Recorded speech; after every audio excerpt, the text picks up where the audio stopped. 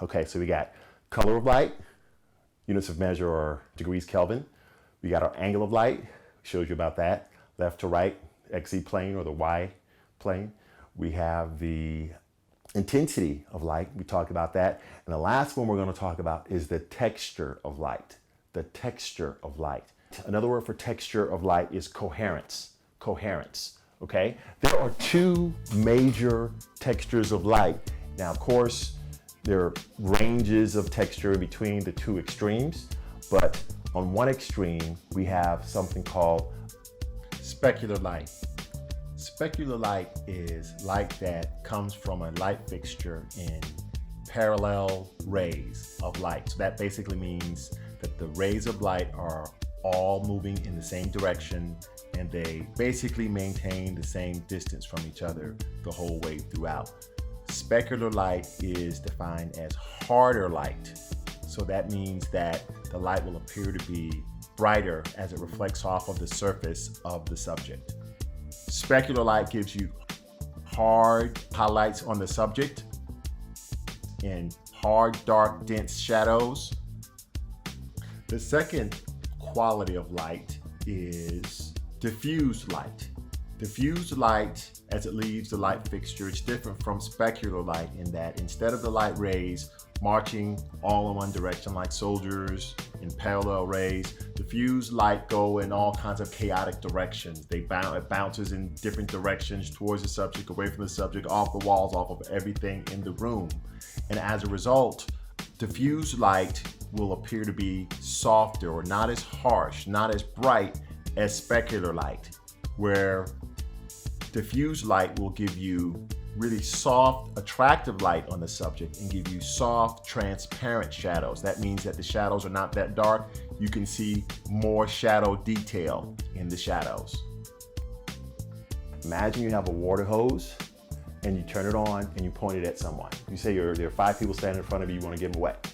All right, you just point the water hose at them, when you turn it on, and maybe 1 or 2 people will get wet with a really hard, harsh, fire hose type of intensity of water. That's like a spotlight, okay? Or that's like specular light. It's really harsh. All the water is going in the same parallel direction with each other, almost like marching soldiers, all going in the same direction. Now, if you were to place your thumb partially over the opening in the water hose, what's going to happen is that the water is going to hit your thumb and fan out or spread out. And it's going to make a much gentler spray of light that's not going to be as harsh. The water's going to go in different directions, and it's going to give you even a pleasant sheen or pleasant spray, gentle spray of light, of water that hits more people, but it doesn't hit them as harshly. That's the difference between specular light or spotlight and floodlight. We also call diffused light or diffuse light. Let's turn off this LED panel. Oh, by the way, since we're here, you can probably guess the LED panel is an example of diffused light or floodlight. Look at Baby Yoda's shadow on the blinds. Okay, you see how hard it is? See how hard his shadow is? Okay, that lets you know that this is a spotlight or a specular light. That's one of the things that gives you really hard, dense shadows or really hard, dark shadows. When I say dense, same thing as dark. Really hard, dark shadows. Specular light is not as flattering, especially when it's from the side. It's really harsh. And you see this look a lot of times in horror films. Many times they're lighting from below in a horror film or lighting from above with specular light in a horror film. And so it's not a very flattering light, but it's really hard. It's very dramatic. It gives you really dense shadows. Let's look at diffuse light or our floodlight again. And if you look at that shadow on the wall and you really can't even see Baby Yoda there, can you?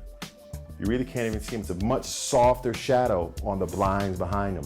Okay, it's so soft, he's so soft in the shadow, you can't even see him. So that's the hallmark or diffuse light. The shadows are so soft that your eyes are not attracted to the shadows as much. Most times people feel that a diffuse source of light is more flattering. LED panels are examples of that. We have some lights that are not as harsh as a strict spotlight. And even this little, I was just show you what I was using. I was using a little flashlight, so this wasn't really, you know, this kind of approximates the look of a spotlight, but you know, it's really only a spotlight-ish kind of light in comparison to that LED panel. But there are spotlights, like a certain type of light called an ellipsoidal, that are far more spotty. That means that are far more harsh, with parallel lines, giving you much darker shadows. There are lights that are far more spotty, or far more specular, we'll call it, than this one right here. I just use this by comparison because I don't have any really harsh spotlights on hand with me right now other than this. Or maybe a flashlight would work as well. A really strong flashlight. Those are really good. They can be good spotlights. So we have floodlights that are more diffuse than this LED panel, much more. A much broader, softer light. As a matter of fact, I can show you, you don't have to have a special light that is a floodlight. Sometimes you can even use a spotlight, and if you have a reflector like this is called a reflector. Okay, I'll zoom out a little bit so you can see the whole thing. You've probably seen this in the studio. This is a reflector, and you can see as it's reflecting light from the LED panel. And I'm going to pan a little bit over to the LED panel so you can, you know, finally get a look at what I was dealing with here. That's the LED panel. What you can do is, if you want really soft light, I can take any light and turn it away from my subject. See that?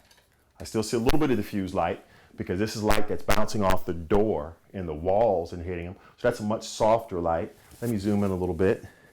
Notice that when I bounce light off of anything, the intensity goes way down. The intensity goes way down. We're going to talk about the inverse squared law as far as light is concerned. That basically tells you how much fall off you have in a light based on how far that light has to go. All right, we'll talk about that later. But you can see we have a lot more fall off to the light here. It's a lot dimmer, but I can bring in a reflector and now get a little more light on Baby Yoda. See that? Got a little more light on him. This is without it. This is with it. One thing that you're going to have to do if you don't have it, you have to train your eye to see very fine differences in luminance. When I say luminance, that's a fancy word for brightness. Okay? Okay, you have to be able to look at, this is with the bounce board in, this is without the bounce board. Okay, and just reflecting off the walls. All right?